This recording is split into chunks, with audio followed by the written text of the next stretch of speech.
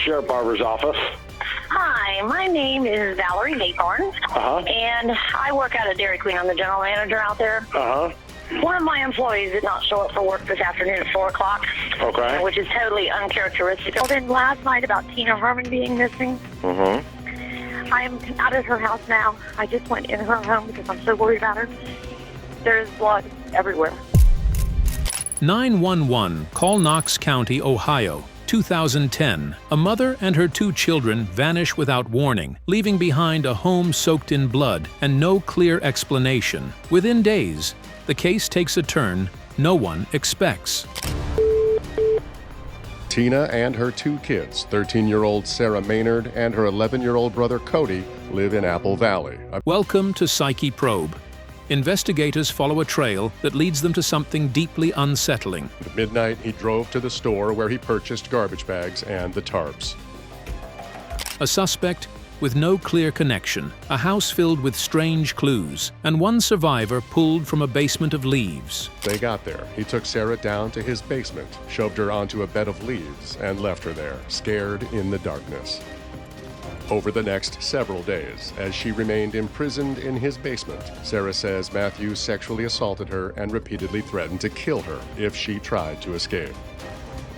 Tied up and terrified, she had no other choice but the real horror isn't inside the house.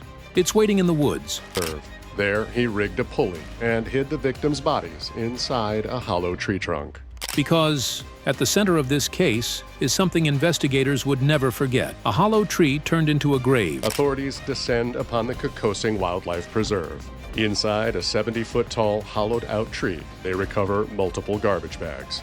Inside those bags are the bodies of Tina Herman, her son Cody Maynard. Just a quiet neighborhood in Knox County, Ohio, and a house that should have been normal. But the moment officers step inside, that illusion breaks. Blood is everywhere. Not a single room untouched.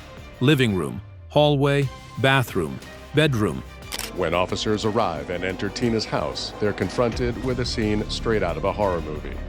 There's blood in the living room, in the hallway, in one of the bedrooms, and all over the bathroom. Outside, detectives try to rebuild a timeline. A missing mother, Tina Herman, her children, Sarah Maynard and Cody, and one more name, Stephanie Sprang. Officers' attempts to make contact with Stephanie are fruitless.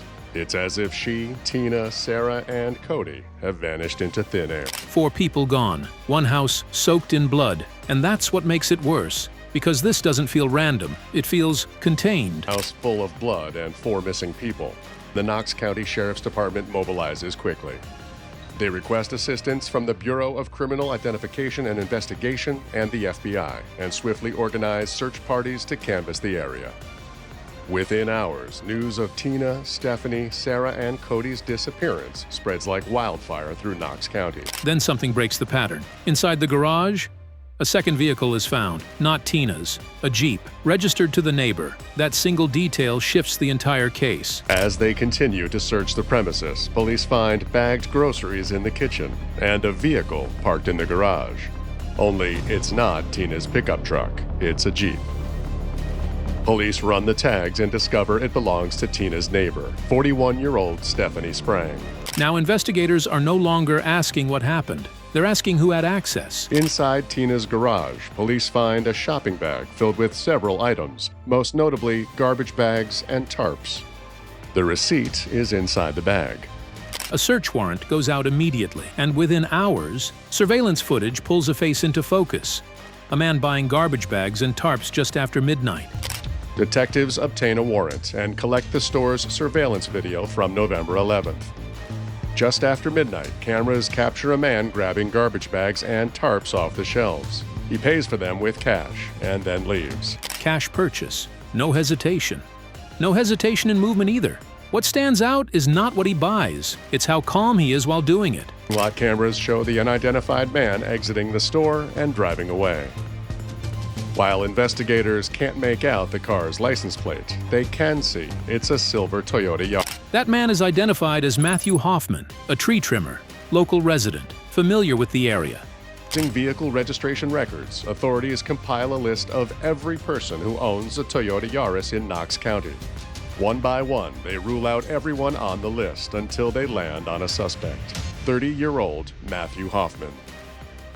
Not only does Matthew fit the physical description of the man captured on tape, and is even wearing the same shirt from the surveillance footage in his driver's license. Even more disturbing, his mother's property sits less than half a mile from the crime scene. That detail changes everything. Familiarity is no longer background information. It becomes opportunity. Police find no connection between Matthew and the missing victims. But Matthew's current address puts him in Mount Vernon, just 20 miles from Tina's home. Investigators discover another red flag. Matthew's mother owns a home in Apple Valley, less than half a mile from the crime scene. That means he's... When SWAT moves in, Hoffman opens the door himself. No escape attempt, no panic, just compliance. The next morning, SWAT teams descend on Matthew's house in Mount Vernon and his mother's house in Apple Valley simultaneously. To their surprise, when they knock on Matthew's door, he answers. Officers detain him, and he's transported to the Knox County Sheriff's Office for questioning. But inside his home, officers immediately notice something wrong. Leaves covering parts of the interior floor, like the outside had been brought inside on purpose. When authorities proceed inside Matthew's home, they're immediately struck by a bizarre sight. The room off the entryway is filled with leaves. Then the freezer, a decapitated squirrel inside, not evidence of the missing people, but evidence of behavioral escalation. Want it for you? Yeah, I can tell you it's a good thing. Then the basement door, blocked. Once they force it open, everything changes. A young girl is inside, alive. Sarah Maynard, hidden under leaves in a confined space that suggests deliberate concealment rather than panic. Notice some furniture blocking one of the doors. They move the furniture and open the door. It appears to be the entrance to the basement. Inside the basement, officers make an incredible discovery. There, on a pile of leaves, is 13-year-old Sarah Maynard. She's alive. Officers free Sarah, and she's transported to a nearby hospital for examination. Sarah's statement begins to build the missing timeline. She describes being taken, held, moved between locations, and forced into silence through threats and restraint. At the hospital, the traumatized but brave young girl tells officers she doesn't know where her mother, her brother, or Stephanie are, or what happened to them. Sarah says when she and her brother Cody came home from school on November 10th, Matthew was waiting inside the house. We saw this blood on the table, like, oh my gosh, and then he came and snatched us. Her account confirms what detectives were beginning to suspect. This was not a single moment of violence. It was a controlled sequence. Ran off, and Sarah ran to her bedroom. Matthew chased her down and held a knife to her throat. He tied her up, blindfolded and gagged her, and forced her to lie face down on the kitchen floor. Terrified, Sarah says she remained there for what seemed like an hour. Then Matthew picked her up, carried her to the garage, put her into a car, and drove off. Eventually, they ended up at Matthew's house. Once they got there, he took Sarah down to his basement, shoved her onto a bed of leaves, and left her there. Tied up and terrified, she had no other choice but to obey him. Back at the interrogation room in the station, Hoffman says almost nothing. Hours pass.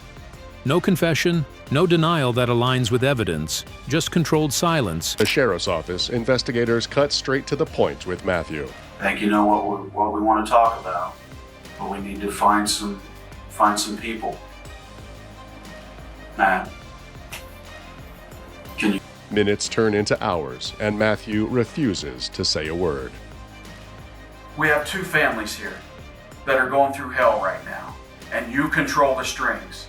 You have the ability to help them people, Matt, that you honestly do have a heart. Tell me what you want to do. Detectives shift strategy. Pressure alone is not working, so they bring in a behavioral approach. Less confrontation, more psychological access, a softer tone designed to bypass resistance rather than break it. They bring in FBI agent Kristen Cadu, hoping she can connect with Matthew. I can see the pain in your face. Like I said, it's just kind of written all over there. seem pretty alone with all of it. And you don't have to be. I'd like to help you. Instead of taking a hard line with Matthew, Agent Cadu employs a calm and sympathetic demeanor. Her strategy seems to work. It's okay.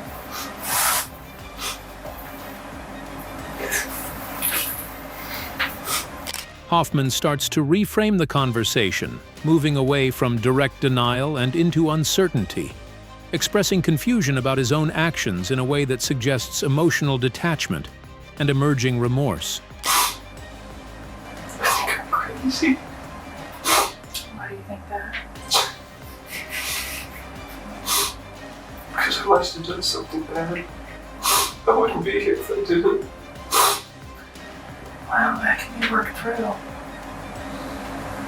I'm afraid to even know what it was I did. You're afraid to have me know what you did? I'm afraid to even know what I did. No. It can only help you. For a brief moment, that uncertainty opens him up. Matthew begins to talk. Very sincere and genuine.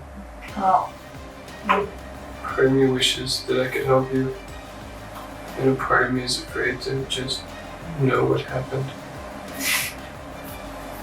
I'm afraid that what they're saying is true and that I'm some sort of monster. I don't think you're a monster at all. I can't hurt people. I can't. How did you come to have Sarah at your house? I heard her. I found her. How where'd you find her? Tied up. Tied up where? My basement. But as the conversation continues, he retreats again, shutting down and withdrawing back into silence. Respect you as a man so much more though if you come straight with it and allow us to bring the people home one way or the other, that we can bring them home. It's just weighing heavy on you and you're afraid that if you tell us, it's going to hurt you in some way with the case, and it's the exact opposite. It's really the exact opposite. I told you I don't remember. I can't help you. Despite the shift in approach and repeated attempts to reach him, Hoffman ultimately refuses to admit to anything, and with no progress left to make, detectives are forced to end the session for the day. Hey, Tom, you call jail and ask him to send somebody up to escort him back. Work out? No? You gotta do a little workout. After 2 days of engaging his self-pity and remorse, investigators shift focus and press him directly to reveal where the bodies are so the families can have closure. That they are pushing and they're pushing, the prosecutors are pushing to have you come and have a hearing, and this is it. This is your last chance to talk to us, literally. And Unless there's a lawyer present. it does help you in the end. You gotta think of your family and you. But later, with the death penalty now on the table, he finally changes course. He describes a sequence of events that begins with burglary intent and escalates into multiple homicides after confrontation inside the home. 2 days later, with the death penalty on the table, he changes his mind. In a written confession, Matthew says he came up with a plan to rob Tina's house. On the night of November 9th, he parked his car at some nearby ball fields and camped out in the woods across from Tina's house. The next morning, on November 10th, he watched and he waited until he was sure Tina and her kids had left for the day. Around 10:30 a.m., he entered the house through the garage. The narrative shifts rapidly from intrusion to chaos to control. Jewelry, he heard Tina's truck pull into the driveway. He ran and hid in one of the bedrooms. When Tina walked in, all hell broke loose. He struck her multiple times in the head with a blackjack. Suddenly, Stephanie Sprang appeared in the house and started yelling at Matthew. In a state of panic, he grabbed a knife and stabbed both women to death. He carried their bodies into the bathroom and began dismembering them. placing their body parts in garbage bags he found inside the home. But the most disturbing detail is what comes after. Finish, Sarah and Cody arrived home. When they saw him, they both ran. Matthew caught Cody first and stabbed him to death. He found Sarah hiding in one of the bedrooms, but he couldn't bring himself to kill her, so he kidnapped her instead. He transported Sarah to his house and left her in his basement. There, he rigged a pulley and hid the victims' bodies inside a hollow tree trunk. Inside that tree, investigators recover multiple sealed bags. What they find confirms the worst possible outcome of the investigation. Authorities descend upon the Kokosing Wildlife Preserve. Inside a 70-foot-tall, hollowed-out tree, they recover multiple garbage bags. Inside those bags are the bodies of Tina Herman, her son Cody Maynard, and their neighbor, Stephanie Sprang. Authorities later described the case as one of the most psychologically complex they have encountered, because it combined familiar access, behavioral concealment, and environmental hiding strategies that delayed recovery efforts. The sheriff of this county for the past 18 years, I have never experienced a case this big, this serious, and this tragic. And in my entire law enforcement career, I have never experienced something like. Hoffman later pleads guilty to multiple charges, including aggravated murder, kidnapping, and rape. January 6, 2011, Matthew Hoffman pleads guilty to multiple charges. It's been indicated to me it's your desire to enter a guilty plea to counts 1 and counts 2 of the indictment, charges of aggravated murder and unclassified felony. Is that a correct statement? It's also been indicated to me it's your desire to enter a guilty plea to count 3, an additional charge of aggravated murder under a different statute, an unclassified felony. Is that a correct statement? It's also been indicated to me it's your desire to enter a guilty plea to count 4, a charge of aggravated burglary, a first-degree felony. Is that a correct statement? Yes. He is sentenced to life in prison without the possibility of parole. But even then, investigators continue studying his behavior. Desire to enter a guilty plea to count 6, a charge of rape, a first-degree felony. Yes. The judge sentences him to life in prison without the possibility of parole. Because what makes a case like this harder to understand isn't just the violence itself, it's the structure behind it. The planning, the calm, the ability to continue functioning after it all unfolds. Cameras capture a man grabbing garbage bags and tarps off the shelves. He pays for them with cash and then leaves.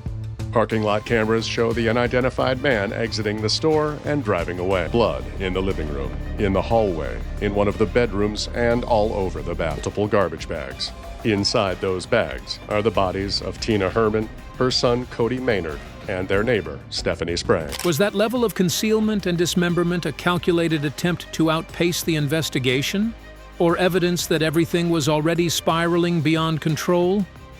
Let us know below in the comments. And subscribe to Psyche Probe, where we break down the details most people overlook and the decisions that quietly reveal everything.